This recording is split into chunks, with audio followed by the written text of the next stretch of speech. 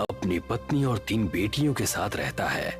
हरिवंश पेशे से इंजीनियर है और अपनी तीनों बेटियों को बहुत पढ़ा लिखा कर अपने पैरों पर खड़ा करना चाहता है। गांव के सभी लोग हरिवंश को बेटियों की पढ़ाई के बजाय उनकी शादियों के लिए पैसे जोड़ने की सलाह देते हैं, मगर हरिवंश शेट्टी अपनी मर्जी का मालिक है। वो किसी की नहीं सुनता सिवाय अपने। एक दिन अपने ऑफिस जाते हुए हरिवंश को रास्ते में उर्मिला चाची मिलती हैं। बेटा, मैंने तुम्हें मना किया था ना बेटियों को इतना पढ़ाने से, मगर मैंने सुना है तू उन्हें विदेश भेजने की तैयारी कर रहा है। हाँ चाची, आजकल के बच्चे पढ़े लिखे होते हैं और सब अपने पैरों पर खड़े होते हैं। मैं भी अपनी बेटियों को बहुत पढ़ाना लिखाना चाहता हूँ। एक बार अपने पैरों पर खड़ी हो जाएं, उसके बाद शादी की सोचेंगे।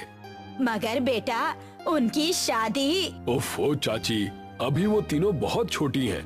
तुम उनकी चिंता मत करो, मैं हूं ना, मैं सब संभाल लूंगा। इतना कहकर हरिवंश अपने ऑफिस के लिए निकल जाता है। उसके ऑफिस पहुंचते ही उसे खबर मिलती है कि गांव में भूकंप आया है और सब बर्बाद हो गया है। हरिवंश वापस घर पहुंचता है और देखता है कि उसका पूरा गांव बर्बाद हो गया है। अरे ये सब क्या हो गया? मैं तो लुट गया, बर्बाद हो गया। अब कैसे सब हो पाएगा? मेरी बेटियां कैसे विदेश जाएंगी और आगे की पढ़ाई करेंगी? अजी, नुकसान तो पूरे गांव का हुआ है, मगर भगवान की कृपा है कि हम में से किसी को कुछ नहीं हुआ। सभी लोग जल्दी से जल्दी गांव को खाली कर दो। सरकार ने कहा है यहाँ अभी और बड़े भूकंप आने वाले हैं। देखते ही देखते पूरा गांव नदी पार करने के लिए इकट्ठा हो जाता है। सभी नदी के किनारे खड़े जिट्टी का इंतजार करते हैं। वहीं हरिवंश शेट्टी का परिवार भी अपने नंबर का इंतजार करता है। हरिवंश किसी सोच में डूबा है, तभी उसके कंधे पर कोई हाथ रखता है। हरिवंश पलट कर देखता है तो वो डर जाता है। खून से लथपथ एक आदमी उससे कहता है, बहुत लंबा इंतजार करवाया है तूने, आखिरकार तू हमारी पकड़ में आ ही गया। हरिवंश उस आदमी को देखकर डर जाता है। वो आसपास देखता है, सभी लोग नॉर्मल हैं। ऐसा लगता है जैसे हरिवंश के अलावा किसी और को वो आदमी नजर ही नहीं आ रहा। कौन हो तुम और मेरा इंतजार क्यों कर रहे थे? आत्मा कुछ कहती कि तभी हरिवंश की सबसे छोटी बेटी उससे कहती है, पापा, हम कब से यहाँ इंतजार कर रहे हैं। सबका नंबर आ रहा है, मगर हमारा बोट में नंबर ही नहीं आ रहा। अब तो मुझे बहुत जोर से भूख भी लग रही है। क्या दिन देखने पड़ रहे हैं ना इंजीनियर। जब अपनों के साथ कुछ बुरा होता है ना, तो हमें कहीं चैन नहीं मिलता। सही कहा ना मैंने? मगर तुम हो कौन और मुझसे क्या चाहते हो? तभी हरिवंश की नजर नदी के बीचों बीच चल रही नाव पर पड़ती है, जहां से बहुत चीखों की आवाजें आ रही हैं। नाव नदी के बीच हिचकोले खाने लगती है।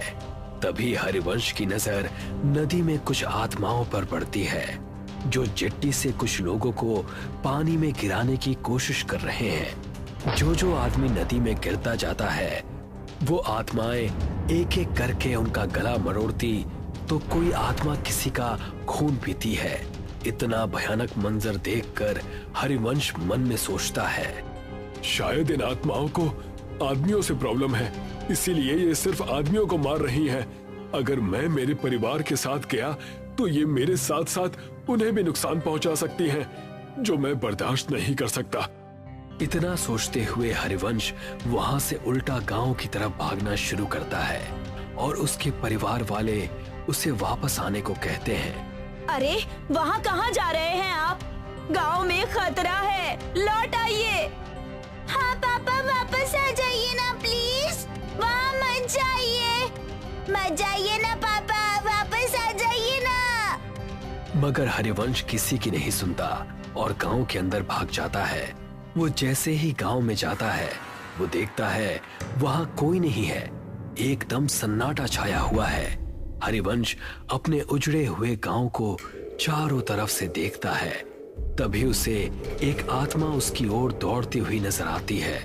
हरिवंश अपनी जान बचाकर वहां से भागता है। भागते भागते थक जाने के बाद हरिवंश एक सरकारी स्कूल की बिल्डिंग के बाहर बैठ जाता है।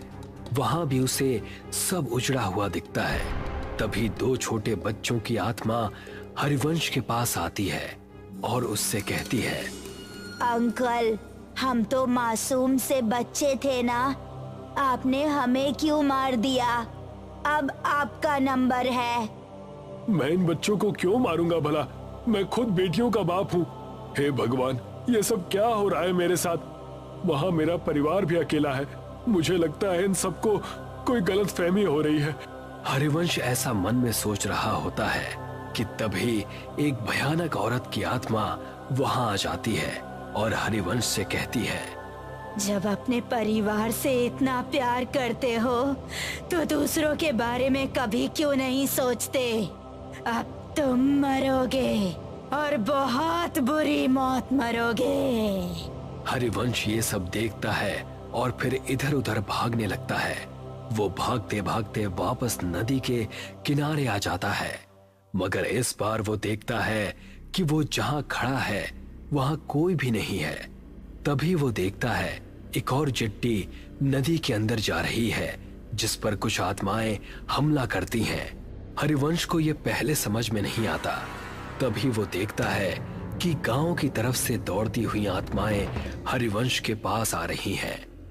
अब मेरा बच पाना मुश्किल है भगवान, मेरे परिवार का ध्यान रखना।